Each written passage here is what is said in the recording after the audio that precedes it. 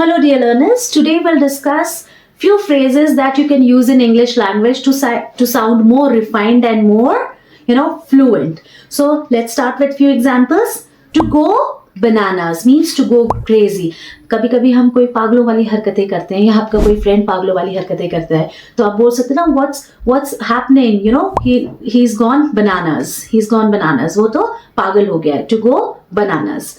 Another, a plum job, that is an easy and a pleasant job that also pays well. So अगर आपको आपकी job में complete satisfaction मिल रहा है, आपको अच्छा लग रहा है कि no, this job is well paid, it's very comfortable, I'm very happy, so you can say that it's a plum job. जैसे मैं भी अगर बोलूँ कि मैं अपने जॉब को बहुत लाइक करती हूँ, I'm satisfied with the pay scale, I'm satisfied with the environment, so I can say it's a plum job for me.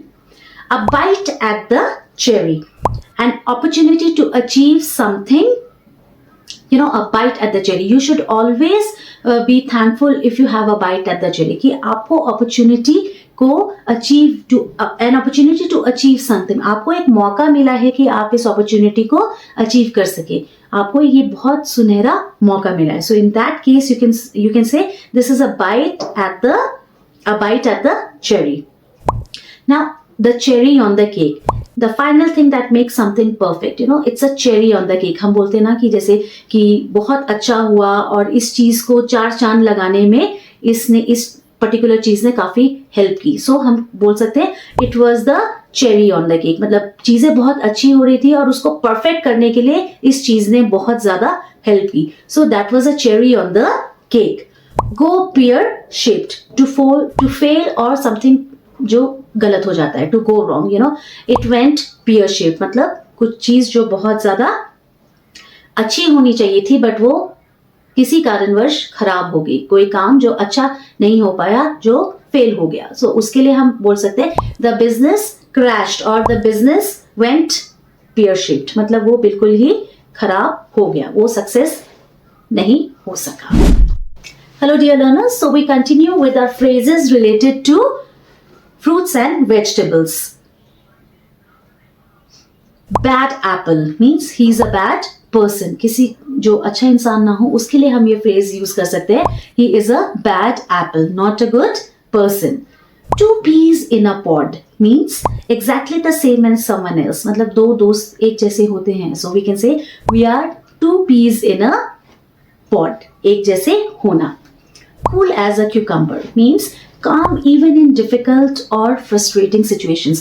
हम लाइफ में ऐसे लोगों से भी मिलते हैं जो कितनी भी कठिनाइयां आ जाए, कितनी भी प्रॉब्लम्स आ जाए बट वो बहुत कूल रहते हैं. So he is as cool as a cucumber. वो बहुत पेशेंस से, धैर्य से काम करते हैं. सो ऐसे लोगों के लिए और ऐसे किसी पर्सन को जिसको आप जानते हैं उनके लिए हम ये फ्रेज यूज कर सकते हैं that he is as cool as a cucumber.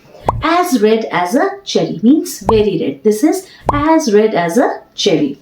Peaches and cream means बहुत ही अच्छी सी situation जहाँ पे कोई ट्रैवल या डिफिकल्टी का सामना ना करना पड़ा हो. The work for me was peaches and cream means this work for me was peaches and cream. It was very easy. It was not at all difficult. Full of beams means full of energy and excitement. कोई इंसान जब आप कभी मिलते हैं जिसमें full time excitement होती है, जो फुल टाइम इंथुजियास्टिक होते हैं, उनके लिए हम ये टर्म यूज कर सकते हैं full of beams. Like if you have to say Ranveer Singh is full of beams. आपने देखा ही होगा कितना उनमें एक्साइटमेंट रहता है, कितना उनमें हमेशा इंथुजियास्टिक रहते हैं वो. To have a pea brain means unintelligent or stupid. किसी stupid person के लिए जिसके पास ज्यादा दिमाग ना हो, जो ज्यादा दिमाग ना यूज करता हो, उन लोगों के लिए हम यूज कर सकते हैं means he has a pea brain. He has a pea brain means ज्यादा intelligent ना होना. Apple of one's eye, a person that is adored by someone means apple of he's the apple of my means मतलब मैं उन्हें बहुत पसंद करती हूँ, मैं उन्हें बहुत प्यार करती हूँ. he is the apple of my eye. अपने बच्चों के लिए आप यूज कर सकते हैं, अपने बेस्ट फ्रेंड के लिए आप यूज कर सकते हैं she is the apple of my eye.